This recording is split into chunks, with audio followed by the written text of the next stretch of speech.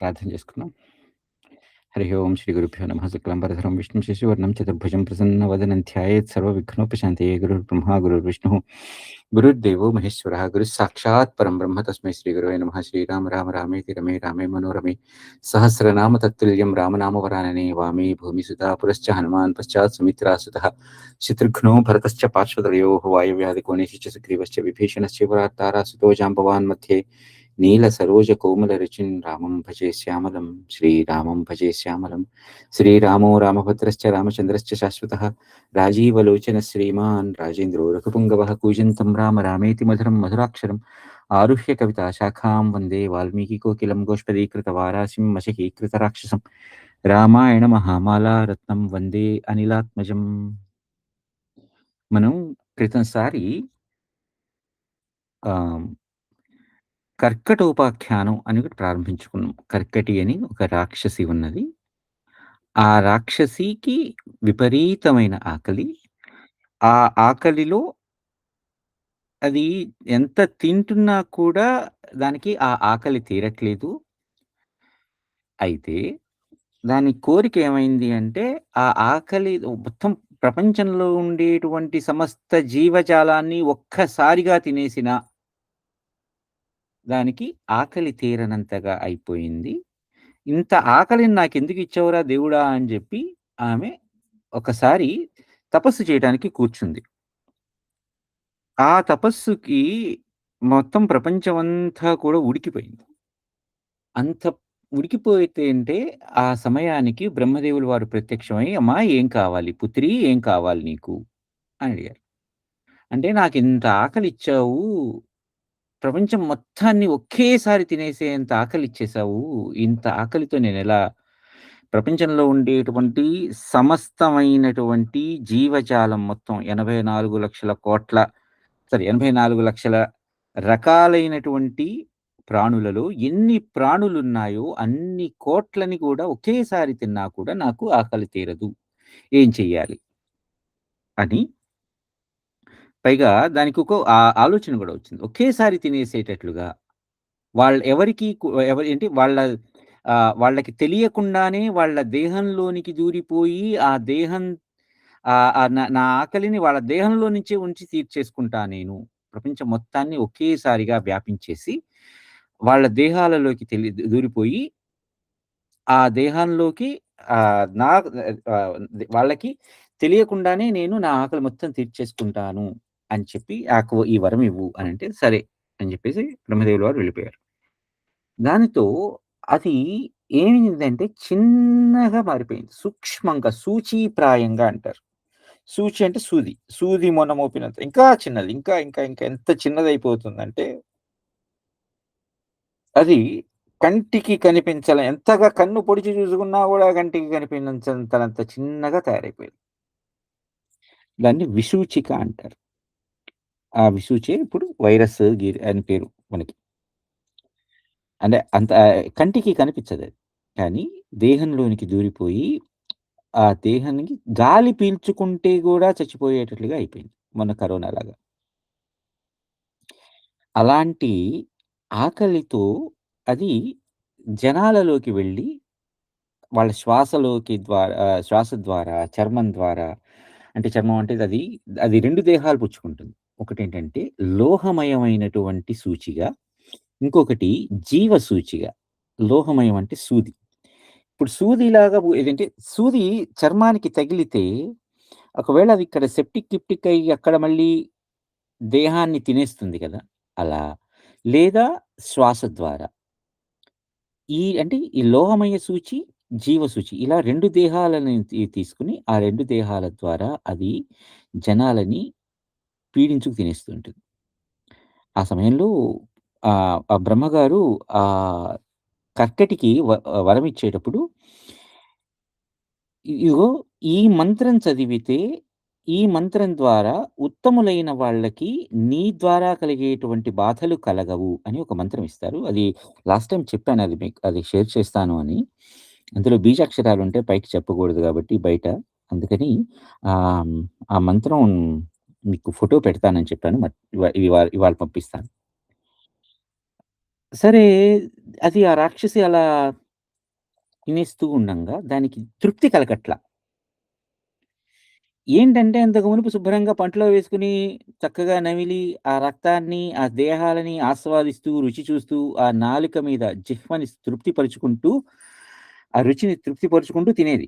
తిన్నా గూడా ఆకలి తీరలేదు గానీ, జిహ్వ తృప్తి అయ్యేది. కానీ ఇప్పుడేమైంది?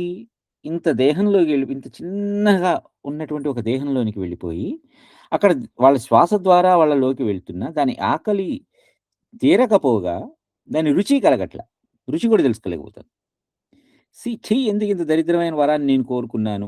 ఇంత అసహ్యమైన వరాన్ని నేనెందుకు కోరుకున్నాను. నా వ నేనేదో పెద్దది చేసేద్దాం అనుకున్నాను. ప్రపంచం మొత్తాన్ని ఒక్కసారిగా ఆక్రమించేసి అందరి దేహాలలోకి వెళ్ళిపోయి వాళ్ళ ప్రాణాలను తీసేస్తూ, వాళ్ళని వాళ్ళ ద్వారా నా ఆకలి తీర్చుకుందాం అనుకున్నా గానీ, నేనెంత మూఢత్వంతో ఉన్నాను.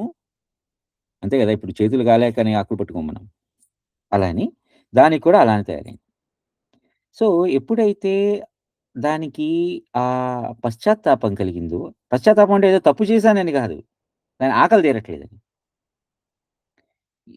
ఇటువంటి పిచ్చి వరాన్ని ఎందుకు కోరుకున్నాను అని చెప్పి, మళ్ళీ ఎవరినైతే ఇంతకు మునుపు ఈ వరం అడిగానో, ఆ వరం ఇచ్చినటువంటి ఆయనకే మళ్ళీ నా ప్రార్థనని చెప్పుకుందాం. ఈ వరాన్ని తీసేయి నాకొద్దు అని చెప్పి అనుకుందాం అని చెప్పిన తర్వాత అది మళ్ళీ తపస్సుకి కూర్చుంటుంది. ఆ రాక్షసి. కూర్చుని అంటే ఈసారి అంత చిన్న సూక్ష్మమైన దేహంతో, ఆ ఎండలో మాడిపోతూ, చలికి వణికిపోతూ, వానలో తడిసిపోతూ, అది ఒక రాతిని ఆశ్రయంగా చేసుకొని, ఆ రాయి మీద ఎటూ కదలకుండా ఉండి, అది విపరీతమైన తపస్సు చేస్తుంది మళ్ళీ ఆ రాక్షసి. చేసినప్పుడు మళ్ళీ బ్రహ్మగారు ప్రత్యక్షమవుతారు. ఎందుకంటే ఈసారి దాని తపస్సు ఎంతగా ఉంటుందో మళ్ళీ ఇది ఆహ్, ఇంద్రుడి వరకు వెళ్ళిపోతుంది. ఆ స్వర్గలోకానికి తాకుతుంది దాని వేడి. అంత అప్పుడు అంటే ఆ సమయంలో ఏమవుతుందంటే ఇంద్రుల వారికి తెలియదు ఏమైంది అని. ఈ లోపల అక్కడి ఈ ఈ ఈ వాయుదేవుల వారు మొత్తం అంతా కూడా సంచరిస్తూ ఉంటారు గదా! ఆ సంచారణలో ఈ ఈ కర్కటిని చూసి ఇంత చిన్న ఈ వైరస్ లాగా అంత సూక్ష్మమైనటువంటి అత్యంత సూక్ష్మమైనటువంటి ఆమె దేహాన్ని చూసి, ఆమె దేహం అంత ఆహ్, సూచీప్రాయంగా ఉన్నటువంటి ఆ దేహం గూడా కృశించిపోతూ ఉంటుంది. అంతే ఆమె అంత తపస్సు చేస్తుంది. ఓకే. అంటే ఇక్కడ యాక్చువల్‌గా మనం ఒక్క క్షణం ఆగి తెలుసుకుంటే, దేహం ఎంతదైనా సరే జీవం అనేది అది ఆ శక్తి అన్ని దేహాలలోకి ఒకటే. రైట్.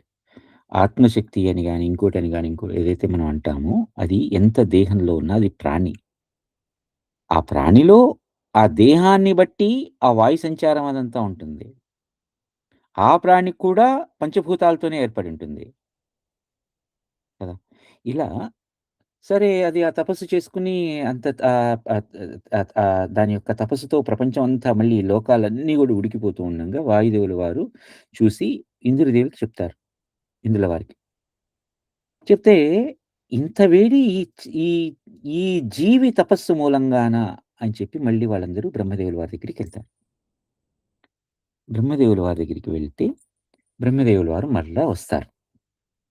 వచ్చి "అమ్మా ఏం కావాలి నీకు?" అని అడుగుతారు. లాస్ట్ టైమ్ మనం ఇంతవరకు ఆగాం. అయితే ఇప్పుడు బ్రహ్మదేవుల వారు ప్రత్యక్షమైన తర్వాత ఆమె యొక్క మాట తీరు గాని, ఆమె యొక్క ఆలోచన తీరు గాని ఎలా మారిపోయినాయి? ఇక్కడి నుంచి మనకు ఎందుకంటే లాస్ట్ టైమ్ మనము నేను అంతవరకు చెప్పి నెక్స్ట్ వారం నుంచి మనకి ఈ కథ మరొక రకంగా మలుపు తిరుగుతుంది అని అనుకుంటా. ఇప్పుడు గనక మీరు చూస్తే నా భాషలో అది, ఇది అని అన్నవాడిని ఇక్కడి నుంచి ఆమె అని అంటా. ఎందుకంటే ఆమె యొక్క ఆలోచన తీరు ఎలా మారిపోతుందంటే, నేను ఇంత కాలంగా ఇంత తపస్సు చేసి ఏం సాధిచ్చాను? నేను ఏం కోరుకున్నాను? ఈ దేహంతో కూడుకున్నటువంటి ఒక ఒక బాధని తీర్చుకోవటానికి, దానికి ఆకలి కూడా అంటే ఆ రాక్షసికి, ఆమెకి ఆకలి కూడా ఒక బాధలాగా అనిపిస్తుంది కదా! ఆహార నిద్ర మధుమైథునాదులు అనంటారు. ఆహారం అనేది ప్రాథమికమైనటువంటి అవసరం ఈ దేహం కోసం.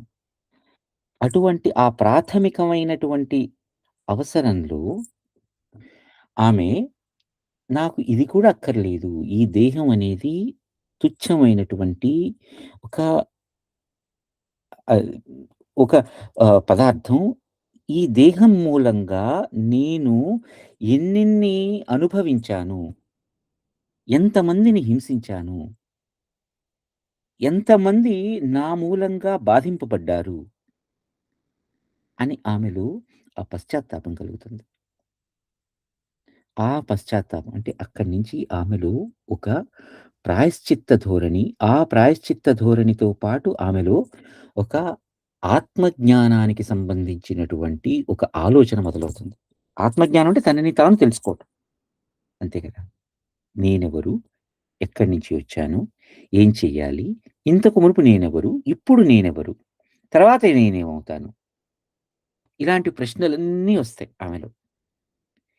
ఈ తుచ్చమైన దేహం కోసం నేను నా ఆకలి కోసం ఏదో నాకు జనాలని ఒక్కసారిగా తినేసేయాలి అనేటువంటి ఆ ఆశతో ఏమేమి కోరుకున్నాను? ఎంతెంత తప్పు చేశాను? అనే ఆలోచన కలుగుతుంది ఆమెలో. కలిగి స్వామి నాకు నేను కోరుకున్నటువంటి ఈ దేహం మూలంగా ఇంత ఇంత ఇంత చిన్న దేహం మూలంగా నేను ప్రపంచం మొత్తాన్ని ఒకేసారి తినేయాలి, నా ఆకలి మొత్తం ఒకేసారి తీర్చేసుకోవాలి అనేటువంటి ఆ ఆలోచనతో నేను ఏం కోరుకున్నానో, అది నాకు ఎంత బాధాప్రాయమైనదో నాకర్థమవుతుంది. కాబట్టి నాకు ఈ దేహం వద్దు. నాకు నా పూర్వం ఉన్న దేహం నాకిచ్చెయి. అక్కడ ఆమె దేహాన్ని కోరుకుంటోంది కానీ, ఆమె ఇంతకు మునుపులాగా లేదు. ఆమె ఏమైంటుంది? నాకు ఈ దేహం వద్దు. ఎందుకంటే ఈ దేహంలో ఎక్కడికెక్కడికెళ్తాను? ఎవరెవరి ద్వారా ఎళ్తాను? నేను గాలి కొట్టుకుపోతుంది ఎక్కడో. ఇంత చిన్న దేహంతో నేను గాలి ఎక్కడికో తీసుకెళ్తుంది. నేను వాళ్ళలోకి వెళ్తున్నాను. ఈ దేహం యొక్క నియమం, నియతి ఏమైంది? ఈ దేహం మూలంగా నేను వాళ్ళని బాధిస్తున్నాను. అది ఈ దేహం యొక్క నియతి అయిపోయింది. నాకు ఈ దేహం వద్దు. నాకు నా పూర్వ దేహాన్ని ఇచ్చేసేయి. ఆ దేహంతో నేను జీవిస్తాను. పైగా ఆమె జీవనం గూడా ఏమంటుందంటే, నాకు అసలు వద్దు. నాకు ఈ ఆత్మవిద్య అనేది తెలుసుకోవాలి అనేటువంటి ఏదైతే ఉందో, ఆ ఆత్మజ్ఞానాన్ని నాకు కలిగించు. నాకింకేం అక్కర్లేదు. అనంటే బ్రహ్మగారు, "అమ్మా అలాగే. నీకేం కావాలో అదిస్తా. పుత్రి నీకు పుత్రి అంటారాయన. ఎందుకంటే, ఆ రాక్షసి కూడా ఆయన సృష్టిలో భాగం. కాబట్టి మన సినిమాల్లో సాధారణంగా దేవతలందరూ గాని, విష్ణుదేవుడి దగ్గరికెళ్ళినట్టు, అలాగే రాక్షసులందరూ బ్రహ్మదేవుల వారి దగ్గరికెళ్ళినప్పుడు, లేపోతే పరమశివుడిని పూజించినట్టు, లేకపోతే వీళ్ళందరూ పరమశివుడిని వరాలు కోరుకోంగానే ఆయన ఇచ్చేసినట్టు, అంటే సినిమాలోనే కాదు నేను ఉద్దేశం. పురాణాలు గాని, వీటిల్లో గాని ఇక్కడ ఎంత చూస్తామంటే, ఆ భగవంతుడి దృష్టిలో ఇది చిన్న, ఇది పెద్ద అనేటువంటి ఆలోచన ఏం లేదు. ఇది మంచి, ఇది చెడు, ఇది క్రూరం, ఇది అహింస, లేకపోతే ఇది హింస, ఇది సాధు స్వభావం అనేటువంటి ఏమీ లేదు. నీకేం కావాలి?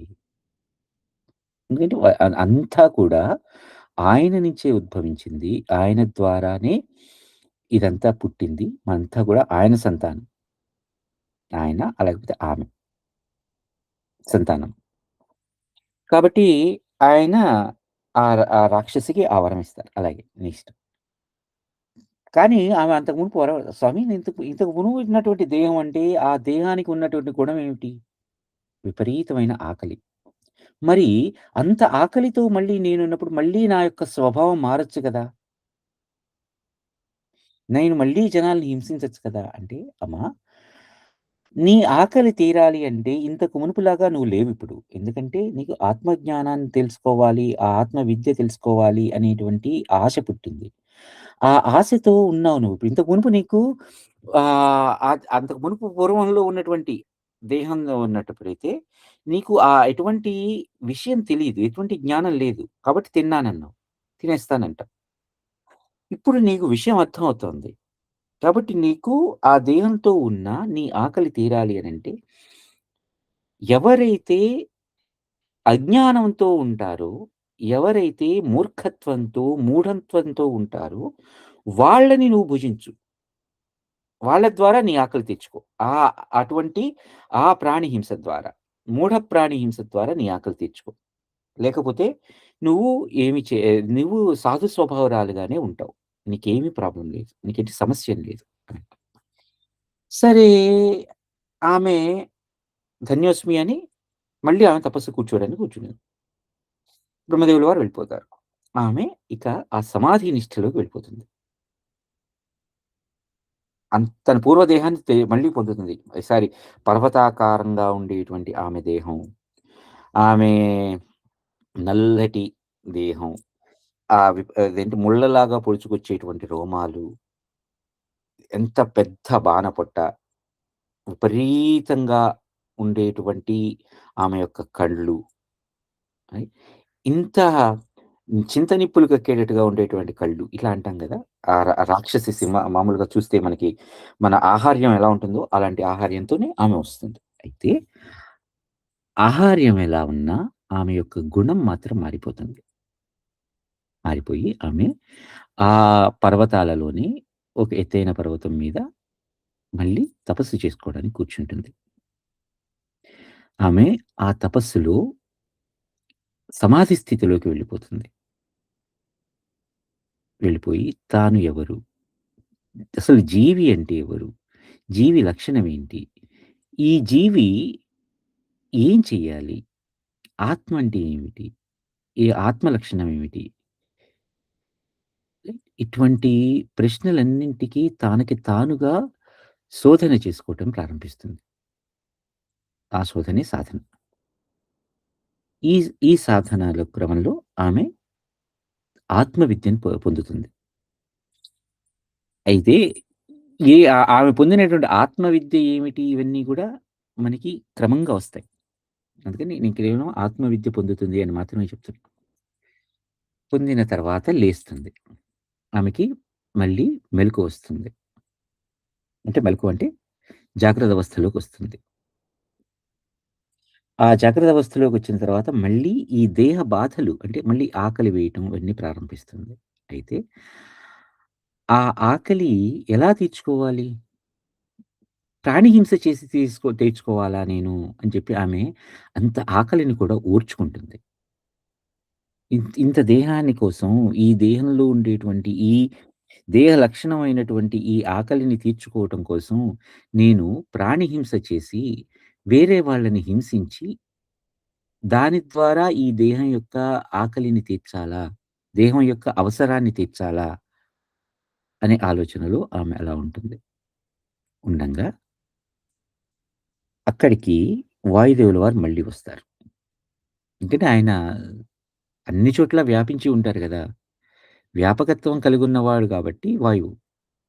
ఆ వ్యాపకత్వంలో ఉన్నవాడిని మనం ఇంకోటేమంటాం? మన త్రిమూర్తులలో వ్యాపకత్వం కలిగి ఉన్నటువంటి వాళ్ళ ఉన్నది అని పేరు ఉన్నది ఎవరికుంటుంది? విష్ణువు. కదండీ! యాహ్! సో, విష్ణువు అనే మాటకే అది వ్యాపకత్వం కలిగి ఉన్నటువంటి వాడు అని అర్థం. అయితే ఆయన వస్తారు. వచ్చి నీ ఆకలి తీర్చుకోవాలి అంటే, ఈ అజ్ఞానంతో కూడుకున్నటువంటి, మూఢత్వంతో కూడుకున్నటువంటి ప్రాణులుంటాయి కదా! వాటిని నీ ఆకలి తీరటానికి వాడుకో అని చెప్తారు. ఆమె మరలా లేచి ధన్యోస్మి అని చెప్పి, తను ఉన్నటువంటి ఆ పర్వత సానువులలో నుంచి బయలుదేరుతుంది. ఆ కొండలలో నుంచి దిగి వస్తుండంగా కింద అవన్నీ అడవులవి ఉంటాయి గదా! ఆ అడవులలో కిరాతులుంటారు. ఆ కిరాతులలో వాళ్ళుండేటువంటి ఒక ప్రదేశం, ఆ ఊరు, ఆహ్, వాడ అవన్నీ కనిపిస్తాయి. ఆమె చూసినా కూడా వీళ్ళందరి మీద ఒకేసారి పడి తినేయొచ్చు గదా! అని అనుకోదు. వీళ్ళల్లో కూడా ఎవరైనా మూఢత్వంతో ఉన్న వాళ్ళెవరైనా ఉంటే వాళ్ళని మాత్రమే నేను తింటాను అని చెప్పి ఆమె ఆ అడవులలో నుంచి బయలుదేరి వస్తూ ఉంటుంది. అయితే అక్కడ ఒక వర్ణనుంటుంది. ఏంటంటే, ఆ అడవులలో చీకటి ఎలా వ్యాపించి ఉన్నదిట అంటే, చేత్తో పట్టుకుంటే తగిలేటట్లుగా ఉన్నదిట చీకటి. అంటే అంత గాఢంగా, అంత దట్టంగా వ్యాపించిపోయున్నటువంటి చీకటి. అటువంటి ఆ చీకటిలో అంటే ఆ రాత్రి వేళ కర్కటి దిగి వస్తూ ఉంటుందామె. వస్తూ ఉండంగా ఆమెకి ఆ సమయంలో ఒక అలికిడి వినిపిస్తుంది. ఏమిటా అని చూస్తే అక్కడ ఒక ఇద్దరు కిరాతులు మనుషులు కనిపిస్తారు. "వాళ్ళు ఎవర్రా మీరు?" అని అడుగుతుందామె. గర్జించి, "ఇంత చీకటిలో, ఇంత అడవిలో, ఇంత అర్ధరాత్రి వేళ మీరు ఎందుకు తిరుగుతున్నారు? ఎక్కడి నుంచి తిరుగుతున్నారు?" వాళ్ళని ఎందుకంటే వాళ్ళని చూడంగానే వాళ్ళ యొక్క రూపురేఖలని చూసి వీళ్ళు పరమ అజ్ఞానులు, పరమ మూఢులు. ఇంత చీకటి వేళ ఇంట్లో పడుకోకుండా, నిద్రపోకుండా ఎందుకు మీరు తిరుగుతున్నారు? అని ఆమె అడుగుతుంది. వాళ్ళలో ఒకాయన సమాధానం చెప్తారు. "నా పేరు విక్రముడు. నేను ఈ కిరాత సామ్రాజ్యానికి రాజును. ఇతను నా మంత్రి. ఇంత రాత్రి వేళ ప్రాణి మా కిరాతుల మీద పడి, మా రాజ్యం మీద పడి వాళ్ళని హింసిస్తున్నటువంటి క్రూర మృగాలు, ఈ అడవిలో ఉండేటువంటి క్రూర మృగాలు, క్రూర రాక్షసులు ఎవరైతే ఉన్నారో, వాళ్ళని నిర్జించటానికి మేము తిరుగుతున్నాం. ఇదిగో నీలాంటి వాళ్ళని నిర్జించటానికి తిరుగుతున్నాం మేము" అన్నట్టు. వెంటనే ఆమెలో మరలా ఆలోచన కలుగుతుంది. ఒక రాజు అయ్యుండి తన బాధ్యతని ఇంత ప్రజల యొక్క సంక్షేమాన్ని కా వాళ్ళ యొక్క ఆహ్, ప్రాణధనాలని కాపాడటానికి ఇంతగా తపించిపోతున్నటువంటి ఇతను సామాన్యుడు కాడు. ఇతను మూఢుడు కాడు, మూర్ఖుడు కాదు. కాబట్టి ఇతనిని నేను హింసించను. కానీ ఇతన్ని పరీక్షిస్తాను.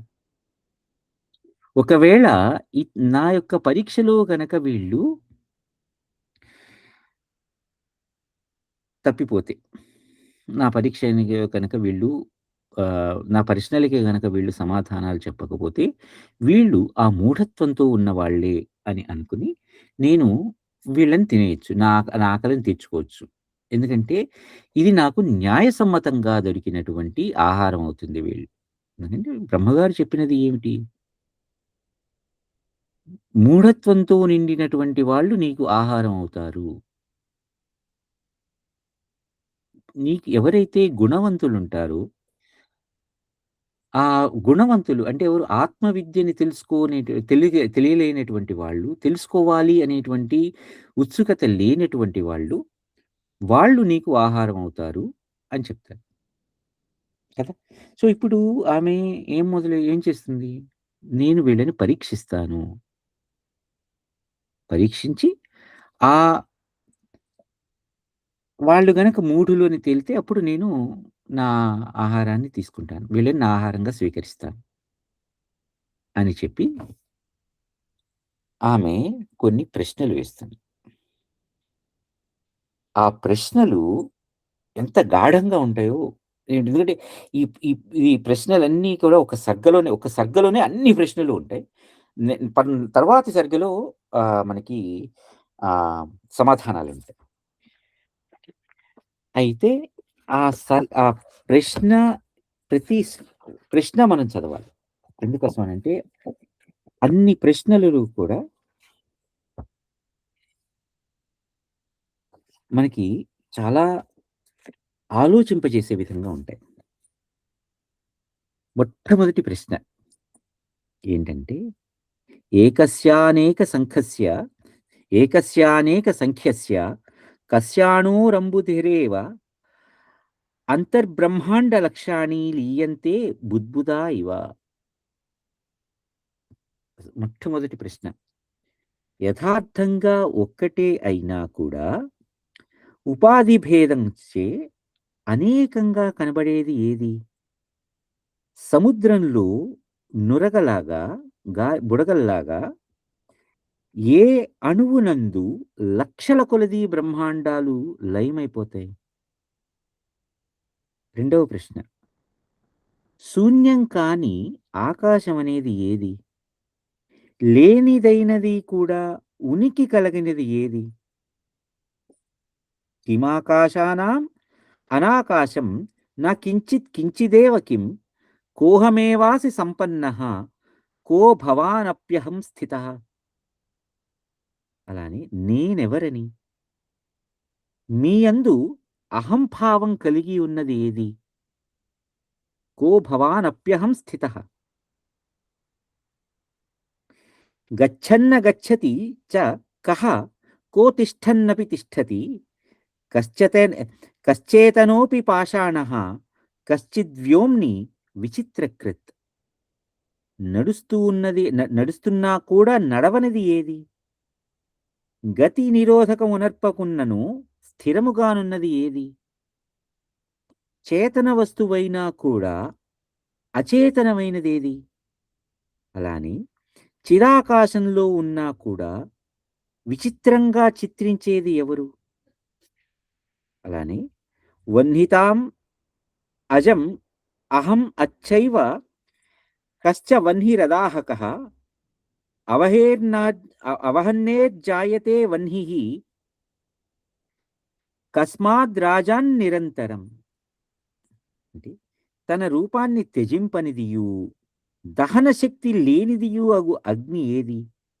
అగ్ని కానట్టిది అది దేని నుంచి అయిన నేని నుంచి నిరంతరమైనటువంటి అగ్ని ఏర్పడుతూ ఉంటుంది. అది అగ్ని కాదు. కానీ దాని నుంచి నిరంతరంగా అగ్ని ఏర్పడుతూ ఉంటుంది. ఏదది? అలానే నాశరహితుడు, సమస్తాన్ని ప్రకాశింపజేయువాడు ఎవరు?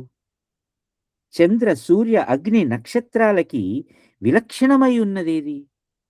నేత్రానికి విషయం కానిది అయినా కూడా దృష్టికి హేతువైనదేది?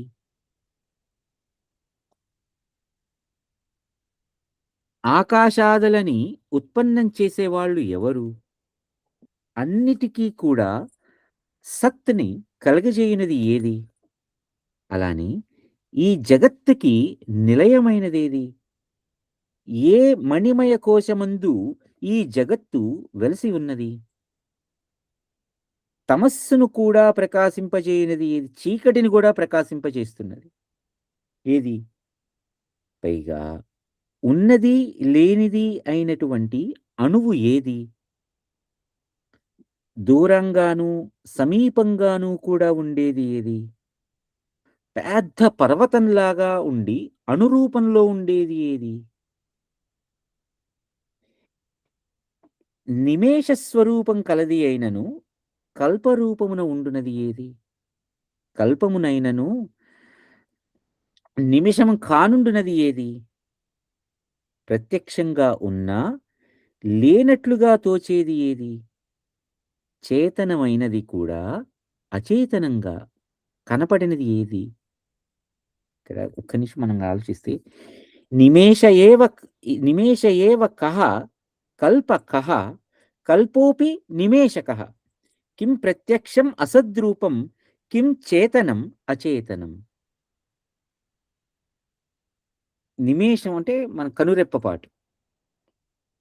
కనురెప్పపాటు ఉన్నా అది కాలమే. కల్ప రూపంలో ఉన్నా అది కాలమే. రైట్. అంటే ఇప్పుడు కాలాన్ని మనం గణించాలి అంటే నిమిషాలు, క్షణాలు, తర్వాత గంటలు, రోజులు, వారాలు, పక్షాలు, నెలలు, సంవత్సరాలు యుగాలు, కల్పాలు ఇలా చెప్పుకుంటూ వెళ్తాం. కల్పమైనా కాలమే, నిమేషమైనా కాలమే. సో, అంటే అంత చిన్నదిగా ఉన్నా, అంత పెద్దగా ఉన్నా అది ఒకటే. అందుకని ఆ ప్రశ్నలో నిమేష ఏవ కః కల్పః కః? తర్వాత వాయు రూపం అయినా కూడా వాయువు కానిదేది? అలానే శబ్ద రూపమైనా కూడా అశబ్దమైనదేది? అంటే మౌనంగా ఉండేదేది? శబ్దంగా ఉంటుంది. కానీ మౌనంగా ఉంటుంది. అలా పైగా అంతా తానైనా కూడా తాను కానిది ఏది? కః సర్వం నచ కించిచ్చ కోహం నాహంచ కిం భవేత్. అహంభావ రూపంగానూ ఉంటుంది. అనహంభావన రూపంలోనూ ఉంటుంది. అలానే తన ఆత్మస్వరూపమై ఉన్నా కూడా అనేక జన్మలయందు చేయబడిన ప్రయత్నముల చేతనే లభ్యమగునది ఏది? ఏది లభించినా అంతకు మించిన లాభం ఉండదో, అది అంతయు లభింపదో, కానీ అంతా కూడా లభించనట్లుగానే ఉంటుంది. లభించినట్లే ఉంటుంది. కానీ లభించనట్లుగాను ఉంటుంది. ఏదది? అలానే స్వస్థ జీవితం చేతి ఏది తనను తాను నశింపచేసుకుని ఆరోగ్యంగా ఉన్నా కూడా అంటే స్వస్థంగా జీవించినా కూడా అది తనంతట తాను నశించిపోతుంది. మేరు పర్వతాన్ని కూడా తన యందు ధరిస్తుంది. కానీ త్రిలోకాలని కూడా తృణప్రాయంగా చూస్తుంది. తృణప్రాయంగా చేసేటువంటి అణువు ఏది? అలానే కేనాప్యణుక మాత్రేన పూరితా శతయోజని కోణురేవ భవన్మాతి నా యోజన సతేష్వపి. అణువై ఉన్నా కూడా, చిన్న అణువులా ఉన్నా కూడా అది అనేక యోజనాలు వ్యాపించి ఉంటుంది. ఏదది? అలానే దేనిని చూస్తే జగత్తు అనేటువంటి బాలుడు నృత్యం చేస్తాడు? గొప్ప పర్వతాలు కూడా ఏ అణువునందు ప్రకాశిస్తూ ఉంటాయి? కేనాలోకన మాత్రేణ జగద్బాలః ప్రణాట్యతే కస్యాణోరుదరే సంతి కిలావనిభృతాంఘటాః.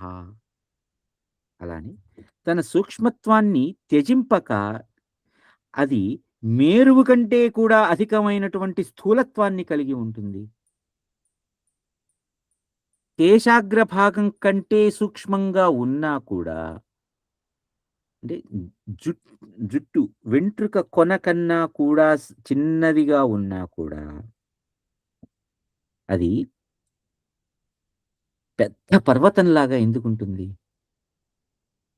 అలానే ప్రకాశాన్ని, అంధకారాన్ని కూడా వ్యక్తపరుచినది ఏది? ఆ అణువు ఏది? వృత్తి సహిత జ్ఞానమంతా కూడా ఏ అణువునందు ఉంది? కోణురత్యం కోణురత్యంత నిస్వాదుః అపి సంస్వదతే నిశం కేన సంత్యజ్యతా సర్వమణునా సర్వమాశ్రితం.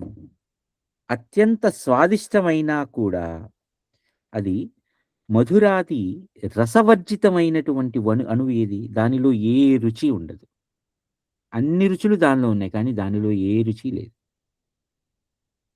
సమస్త పదార్థాలకి విలక్షణమై ఉన్నా కూడా అన్నిటికీ ఆశ్రయభూతమైనదేది?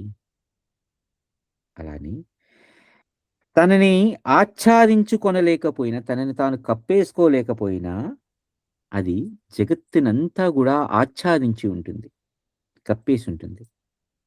దేని శక్తిచే ఈ జగత్తు ప్రళయమందు కూడా సత్స్వరూపమై నిలిచి ఉంటుంది. అంటే ఉన్నది అని అనిపిస్తుంది.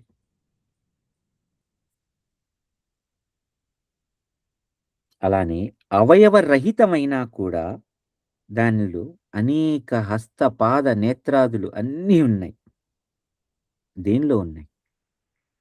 అలానే అనేక మహాకల్పాలకి సమమైనటువంటి నిమిషం ఏది? కల్పాలు, మహాకల్పాలు అన్నీ గూడా కాలం. అన్ని కల్పాలు, మహాకల్పాలు అనేటువంటి అంత పెద్ద సమయం ఏదైతే ఉందో, అంత పెద్ద సమయం ఏదైతే ఉందో, అంత పెద్ద సమయం కూడా ఒక్క నిమిషంలాగా అనిపించేది. ఏది? అలానే యథార్థంగా ఉత్పన్నం కాకున్నా, ఏ బీజం నుండి సృష్టి కాలంలో జగత్తు అనేటువంటి వృక్షం ఆవిర్భవిస్తుంది. అలానే ప్రళయకాలంలో అస్పష్టంగా ఉన్నా కూడా మళ్ళీ దానిలోనే లయించిపోతుంది. అలానే ఒక విత్తనంలో చెట్టులాగా ఒక ఏ నిమిషంలో అది కల్పనలాగా కనిపిస్తుంది. ప్రయోజనము, కర్తృత్వము అందులో ఏమీ లేకున్నా కూడా అన్నిటికీ కర్తయ్య ఎలా ఉన్నదది? కల్పః కస్య నిమేషస్య బీజస్యేవాంతరస్థితః కః ప్రయోజనకర్తృత్వం అస్రనాశ్రిత్య కారకః.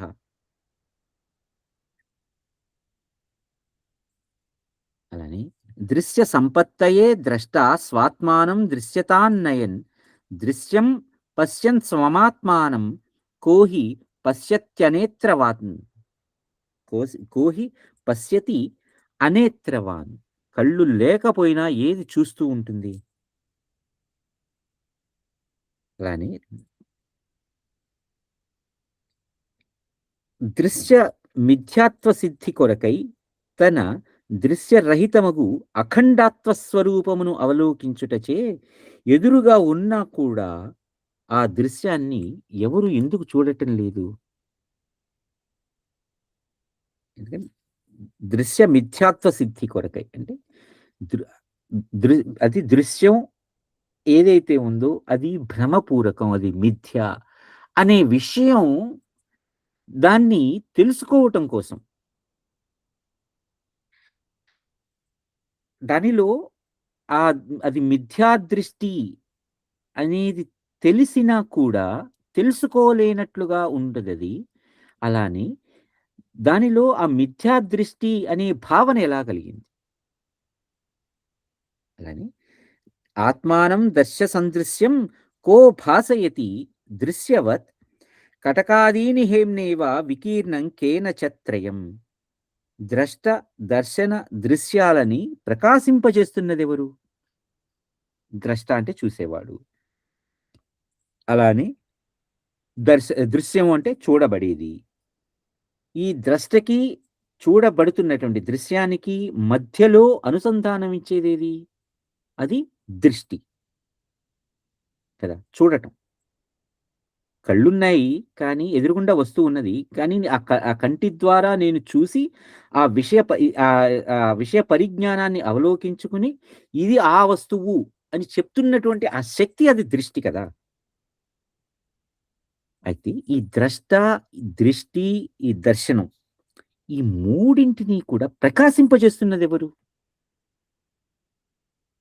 అలానే బంగారంలో ఈ ఆభరణాలలాగా అంటే ఈ ఆభరణాలన్నీ బంగారంలో ఉన్నాయా? బంగారంలో ఆభరణాలున్నాయా?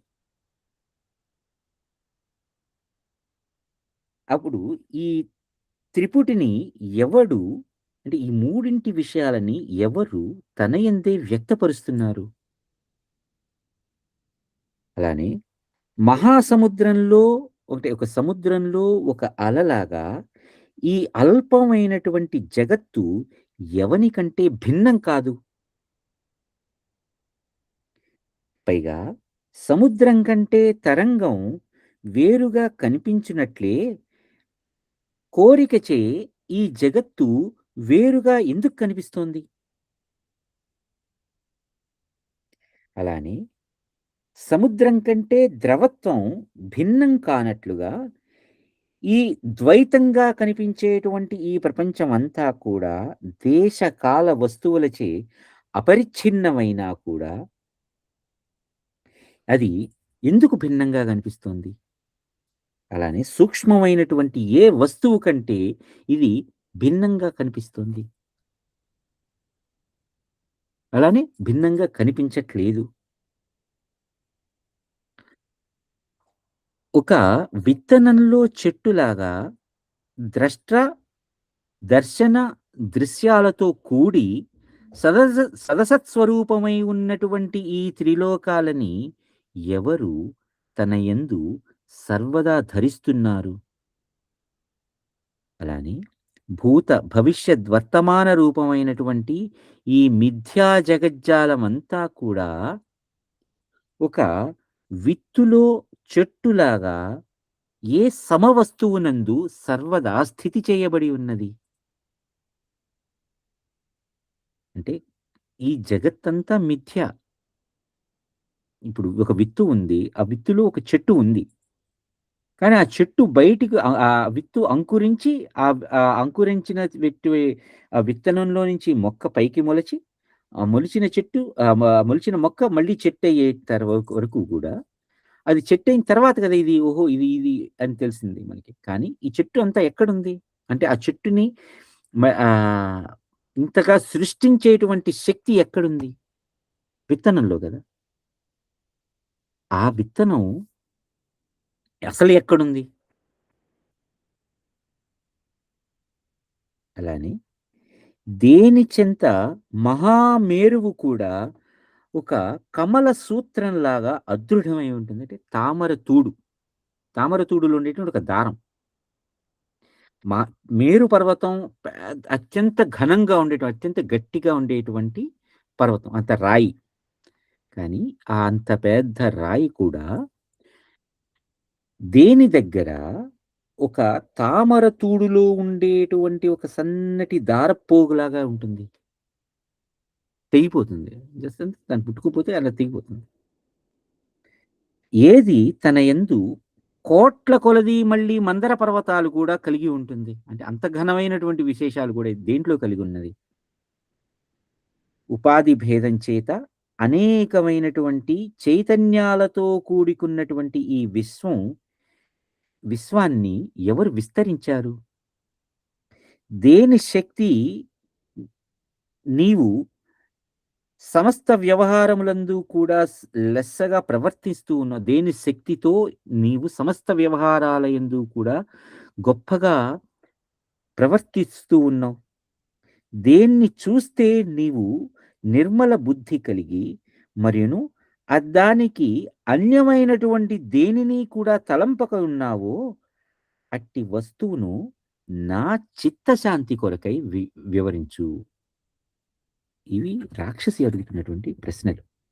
అంటే ఆమెలో ఎంత మార్పు వచ్చింది సాధన మూలంగా. అలానే ఓ రాజా, నిర్మల చంద్రుని నుండి మేఘాది ఆవరణ తొలగునట్లుగా నీ యొక్క సమాధానాలచే నా సంశయాలన్నీ తొలగుగాక. ఎవరు నా ఈ సంశయాలని నివారించడానికి అశక్తుడవుతాడో, అవిద్యతో కూడుకున్నటువంటి వాడు ఉన్నాడు. వాడు అపండితుడుగా పేర్కొనబడతాడు. వాడు నాకు ఆహారం అవుతాడు అని ఇప్పుడు నువ్వు నాకు ఈ ప్రశ్నలన్నింటికి కూడా సమాధానం చెప్పు. అయితే మనం ఈ ప్రశ్నల యొక్క సమాధానం వెళ్ళబోయే ముందర ఒక్కసారిగా ఆమె యొక్క ఆలోచనా శక్తి ఎలా మారింది? ఒక్కసారి విశదీకరించుకుందాం. ఇన్ని ప్రశ్నలు వేసింది. ఇంత ప్రశ్నలు. పైగా నిమిషం అంటుంది, కల్పం అంటుంది, మేరు పర్వతం అంటుంది, తామర తూడు అంటుంది. లేదంటే గనక ద్రష్ట, దర్శన, దృశ్యాలకి అతీతంగా ఈ మూడింటిని గూడా కల్పించినటువంటిది ఏది అంటుంది? జగత్ అంటుంది, అణువంటుంది, కాలం అంటుంది, మళ్ళీ అణువంటుంది, సముద్రం అంటుంది, అల్లంటుంది. ఇన్ని ప్రశ్నలు ఆమెలో అంతగా ఉదయించడానికి కారణమైనదేది?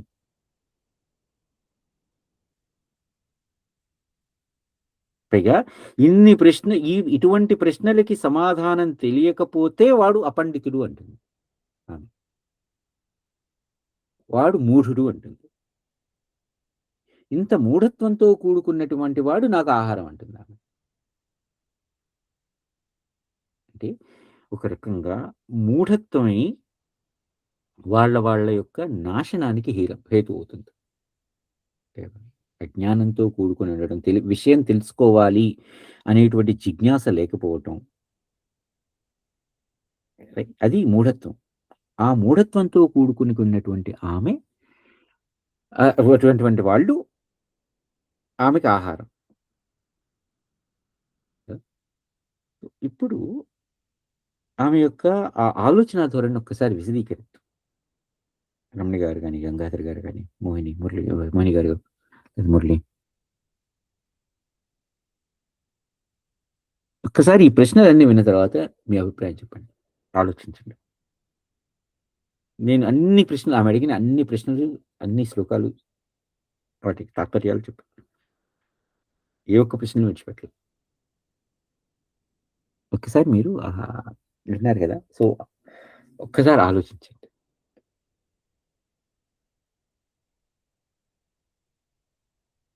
ఆమె యొక్క ఆలోచన ధోరణి ఒకసారి ఇప్పుడు మీరు విశదీకరించండి ఒక్కసారి.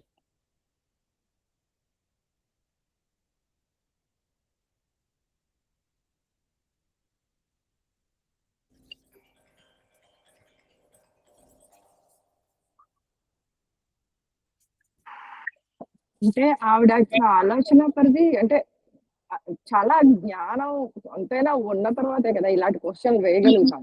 అసలు ఇలాంటివి అడగచ్చు, అడగాలి అని కూడా తెలియాలి అంటే ఆల్రెడీ ఆవిడకి కొంత జ్ఞానాన్ని అయితే సంపాదించింది అని అర్థం అవుతుంది.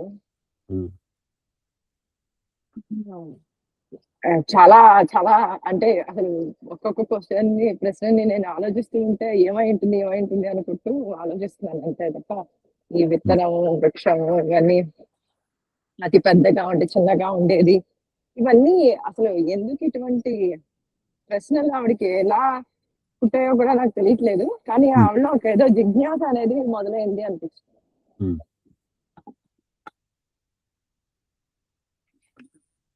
మోహిని గారు?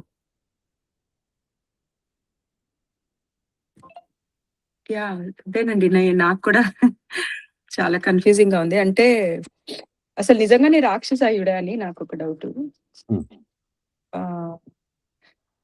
రమణి అన్నట్టు అంత వివేకవంతమైన ప్రశ్నలు అడిగి గూడా ఇంకా కొన్ని రాక్షస గుణాలతో చేస్తోంది అంటే అది ఏమై ఉంటుంది అనేది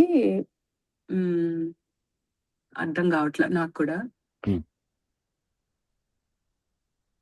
సో అంటే ఆత్మేనా? మనలో ఉన్న ఆత్మే ఇలా కన్‌ఫ్యూజ్‌డ్ గా ఉందా సోలు ఏంటి అనేది? సమాధానం ఆలోచించదు. ఓన్లీ ప్రశ్నలు మాత్రమే ఆలోచిద్దాం. ఎందుకంటే సమాధానాలు మళ్ళీ మనకి ముందరొస్తాయి. ప్రశ్నలకి ఆ సమాధానం మనం సమాధానం దగ్గరికి వెళ్ళొద్దు. ఎందుకంటే వాళ్ళు ఏం సమాధానం చెప్పారు, వాళ్ళు అసలు ఇంతకీ బయటపడ్డారా లేదా అని తర్వాత. ఎందుకంటే ఇప్పుడు వాళ్ళ సమాధానం చెప్పబోతే ఈవిడ వాళ్ళని తినడానికి సిద్ధంగా ఉంది. మనం అక్కడికి వెళ్ళొద్దు. కానీ మనం కేవలం ఈ ప్రశ్నల్ని మాత్రమే విశదీకరిద్దాం. అంటే ఇండివిడ్యువల్ ప్రశ్న తీసుకుని మీరనేది? ఒకసారి ప్రశ్నల్ని ఆలోచించండి. ఆవిడేమంటుంది, ఇవన్నీ కూడా ఇప్పుడు ద్రష్ట, దర్శన, దృశ్యం ఈ 3 కూడా ఎవరి యందు చేతనంగా ఉన్నాయి. ఈ మూడింటికి చేతనాన్ని కలిగించినది ఏది బేసిక్‌గా?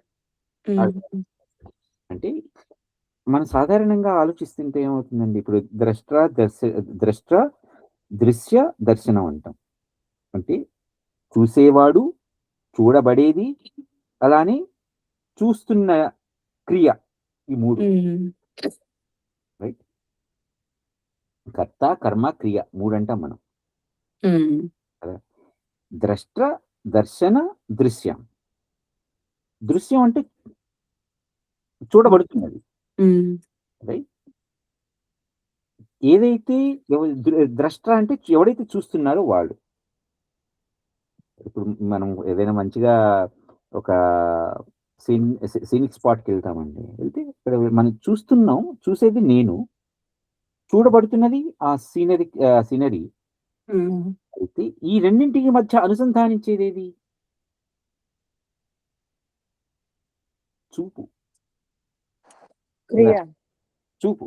ఉమ్, ఈ చూపు ఉండటం మూలంగా నేను చూడగలుగుతున్నాను. రైట్. ఇప్పుడు ఇక్కడ ద్రష్ట అనేవాడు ఉన్నాడు, అలా అని అక్కడ చూడటానికి ఉంది, కానీ మధ్యలో చూపు లేకపోతే ఏం చూడగలరు వాళ్ళు ఎవరైనా? ఉమ్, కాబట్టి అక్కడ చూసిన తర్వాత దాన్ని ఆనందిస్తేనే కదా ఆ సీనరీకైనా దేనికైనా మనకి ఇది ఒక సాఫల్యం ఉమ్, కదా. సో అలానే ఇక్కడ ఇంకో ప్రశ్న ఏమడుగుతుంది, అణువు కన్నా అణుమాత్రంగా ఉండి, లేదంటే జగత్తంతా పెద్దగా లేకపోతే ఈ జగత్తంతటినీ కూడా పైగా ఒక జగత్ అని చెప్పదు, వేల కొలది బ్రహ్మాండాలన్నీ కూడా తనలో కలిగి ఉన్నటువంటి అణువు ఏది అంటే ఉమ్, అంటే అనేకానేకమైనటువంటి బ్రహ్మాండాలు ఉన్నాయి, ఈ సృష్టిలు ఉన్నాయి, జగత్తులు ఉన్నాయి. ఇన్ని జగత్తులు కూడా తనలో ఇముడ్చుకున్నటువంటి అణువు ఏది? మన సాధారణంగా అణువు అంటే అత్యంత సూక్ష్మంగా ఉంటుందని చెప్తాం కదా. ఉమ్, అణువు, పరమాణువు, లేకపోతే ఇంకా అందులో ఉండేటువంటి మూలకాలు, ఇవన్నీ అత్యంత సూక్ష్మంగా ఉన్నటువంటి ఈ జగదణువు, ఇలాంటి జగత్తులు తనలో కలిగి ఉన్నటువంటిది. yeah. అదే అసలు క్వశ్చన్స్ చాలా చాలా clever questions. I don't know how అసలు ఎలా వచ్చింది ఆలోచన అనేది కూడా అద్భుతమే నిజంగానే. తర్వాత గంగాధర్ గారు మీరేమంటారు? ఒపీనియన్ సమాధానం, మన సమాధానం వెళ్దాం, ప్రశ్నలు ఆలోచిద్దాం, సమాధానాల తర్వాత ఆలోచిద్దాం.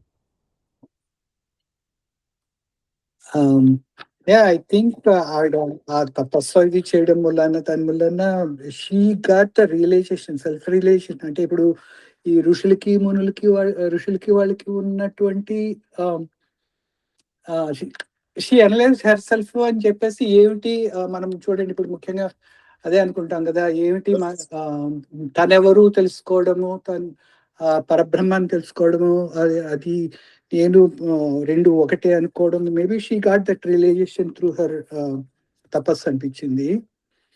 That's the reason she is able to ask all those questions. అయితే మనం ఈ కర్కటోపాఖ్యానం ప్రారంభించుకోవడానికి ముందర రాములు వారు ఒక ప్రశ్న వేస్తారు. ఆ ప్రశ్నకి సమాధానంగా, రామా ఇదిగో ఈ కర్కటోపాఖ్యానం విను, నీ ప్రశ్నకి సమాధానం తెలుస్తుంది అని మన క్రితం వారం అనుకున్నాం. ఇంతకీ రాములు వారు అడిగినటువంటి ప్రశ్న ఏది? చిన్మాత్ర స్వరూపమైనటువంటి ఈ బ్రహ్మంలో, లేకపోతే ఈ పరబ్రహ్మంలో, అంటే చైతన్య స్వరూపమైనటువంటి ఈ పరబ్రహ్మంలో అసలు అజ్ఞానం అనే దాని యొక్క ఉనికి అసంభవం కదా. అందువలన బ్రహ్మం యొక్క అద్వైత స్వభావం ఏదైతే ఉందో అది స్వతసిద్ధమై ఉన్నది కదా. అలా అయితే మోక్షము లేకపోతే బంధనము, విచారము, మరి వీటి యొక్క ఈ భేద కల్పనలు, వాటి యొక్క అవసరం ఎందుకు ఏర్పడింది అని అడిగారు రాములు వారు. దానికి సమాధానంగా, రామ నీకు ఇదిగో ఈ కర్కటోపాఖ్యానం ద్వారా నీకు సమాధానం. ఎందుకు కర్కటోపాఖ్యానం ఎందుకు చెప్పాలి కదా? రాములు వారు అడిగినటువంటి ప్రశ్నకి సమాధానంగా వశిష్ఠుల వారు చెప్తున్నటువంటి ఈ కర్కటోపాఖ్యానం. సో ఇక్కడ రాములు వారు అడిగిన ప్రశ్న ఏది? అద్వైత భావన కలిగి ఉన్నటువంటి దానిలో మరి ఈ మోక్షము, బంధనము, విచారము అనేటువంటి ఈ భేదాల కల్పన ఎందుకు జరిగింది? ఇప్పుడు ఆ ప్రశ్నకి ఇక్కడ కర్కటి ఈ విక్రముడును ఆయన మంత్రి గారిని అడుగుతున్నటువంటి ప్రశ్నలకి ఏమైనా అనుసంధానం ఉందా? సమన్వయం కుదురుతోందా? Can we see that? ఒకసారి మనం దాన్ని ఆలోచిద్దామా?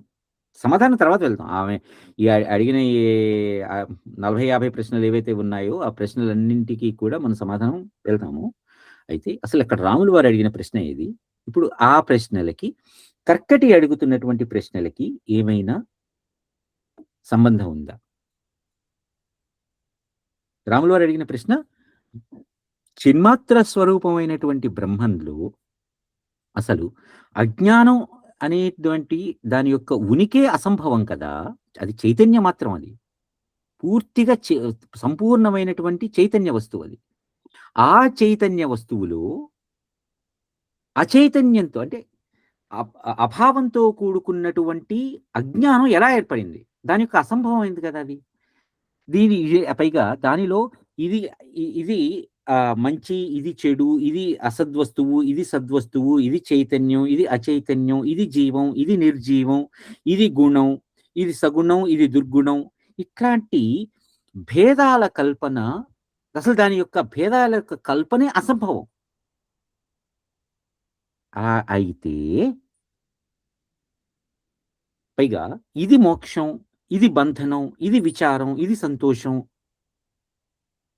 ఇట్లాంటి వాటి యొక్క భేద కల్పనల యొక్క ఆవశ్యకత ఎందుకు?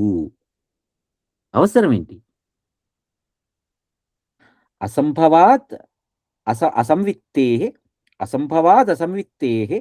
బ్రహ్మాత్మైకతయాథవా కో మోక్షః కో విచారః కో విచారశ్చేత్యలం భేద వికల్పనైః. వీటి యొక్క భేదం ఎందుకు? ఇప్పుడు ఆ ప్రశ్నకి సమాధానంగా వశిష్ఠుల వారు కర్కటోపాఖ్యానం మొదలుపెట్టారు. అందులో కర్కటి ఇదిగో ఈ 40-50 ప్రశ్నలు అడిగారు అని చెప్తున్నారు. దానికి సమాధానం తర్వాత వెళ్దాం నెమ్మదిగా. ప్రశ్నలను ఆలోచిద్దాం. ఇప్పుడు రాముల వారు అడిగిన ప్రశ్నకి ఈ కర్కటి అడుగుతున్నటువంటి ప్రశ్నలకి ఏమైనా సమన్వయం కుదురుతుందా? ఎందుకంటే మనం ఆ దృష్టికోణం నుంచి చూసుకుంటూ సమాధానం వైపు వెళ్ళాలి. ఒకసారి మీరు ఒకసారి ఆలోచించండి. రాముల వారు అడిగిన ప్రశ్న ఏంటి? కర్కటి అడుగుతున్న ప్రశ్న ఏది? దీనికి సంబంధించినటువంటి సమన్వయం ఏంటి?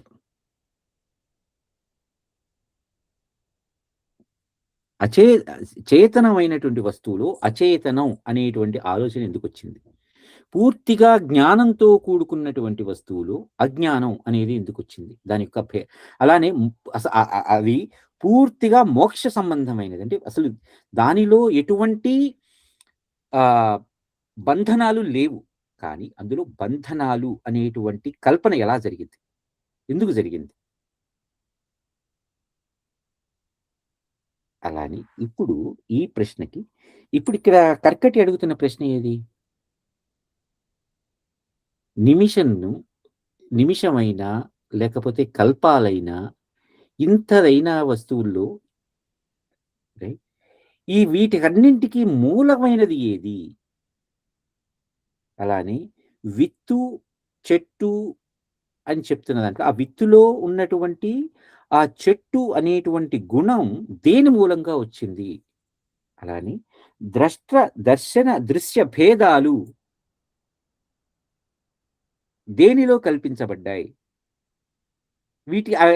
ఆ భేదాలు కల్పించబడ్డా కూడా అది వీటన్నింటికి అతీతమైనది ఏది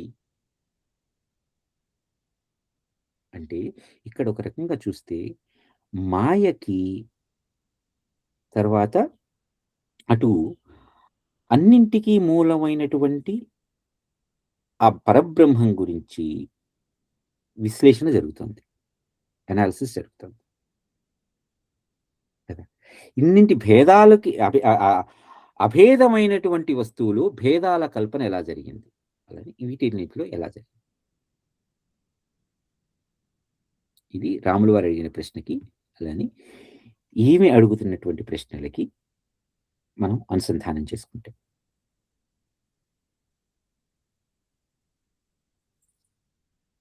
ఓకే అండి. మరి సమాధానాలు మొదలు పెట్టుకుందామా లేదంటే ఆగుదామా? ఎందుకంటే సమాధానాలు చాలా గహనంగా ఉంటాయి. ఇప్పుడు నేను మొదలుపెట్టి సగంలో ఆపేస్తే మనకి తర్వాత మళ్ళీ వచ్చే వారం ప్రారంభించుకో, ఏమీ ప్రాబ్లం ఏం లేదు.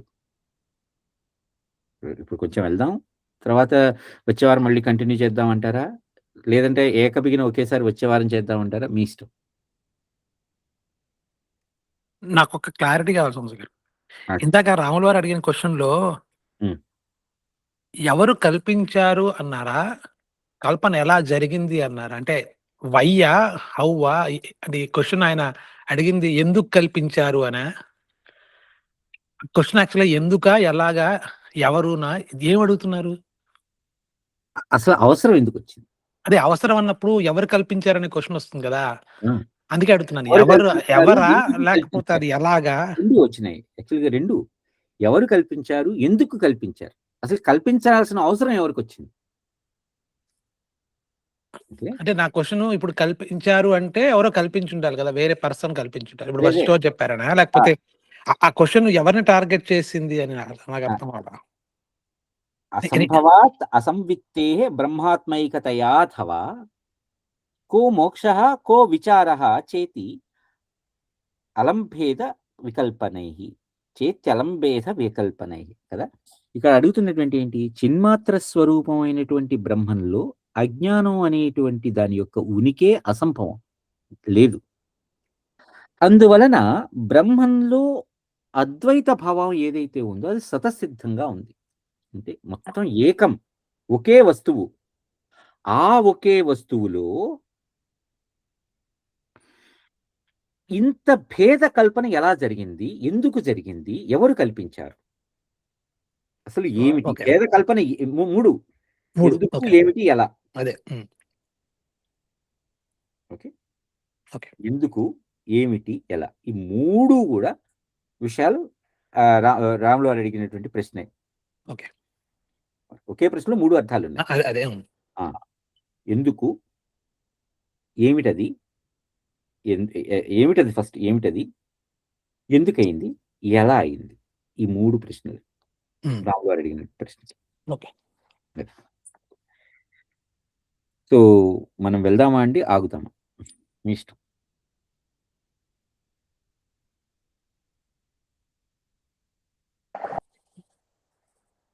ఆగుదామండి. నెక్స్ట్ వీక్ అన్నీ ఒకసారి చేసుకుందాం. ఓకే. కరెక్ట్. ఓకే. ఓకే అండి. అయితే వాళ్ళు ఇక్కడ ఆగు. ఇంతవరకు జై శ్రీరామ్. జై శ్రీరామ్. థాంక్స్ అండి. జై శ్రీరామ్. జై శ్రీరామ్.